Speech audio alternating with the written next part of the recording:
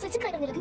ये कुछ बोल क्यों नहीं रही है? अगर यहाँ आने की वजह से इसकी हालत बिगड़ा है और अरमान को क्या वो दिखाएगी? मम्मा आपको ये प्लीज अच्छी नहीं लगी? चल प्लीज साइड में थो। ऐसा नहीं हुई बेबी। हाँ आप स्माइल भी कर रहे हो। पुरानी यादें ऐसी होती है, उसे हार्ट पे नॉक करती है तो आंसू और स्माइल एक साथ हेलो बोलने आ जाते हैं। इस जगह से तो मेरी महाप्रेशियस यादें जुड़ी हैं। मतलब ये हैप्पी वाला आंसू है। मतलब प्लीज आपको पसंद है? अरे हमने आने वाले एपिसोड होने वाले हैं ज़बरदस्त। जी हाँ दोस्तों, आने वाले एपिसोड में आप देखेंगे कि जिस जगह पे अबीरा को दादी साली लेकर आती है, लेकिन अबीरा वो जगह देखकर खामोश हो जाती है, तो दादी जहाँ कहती है ये कुछ बोल क्यों नहीं रही? अगर इसने ऐसा नहीं किया तो मैं अरमान को और मेहरा को क्या मुंह दे पाऊँगी, इसको क्या हो गया? लेकिन मेहरा उसको अबीरा को जाकर बोलती है क्या हुआ, कुछ तो बोलो, क्या मसला है तुम्हें, क्या ये जगह अच्छी नहीं लगी है?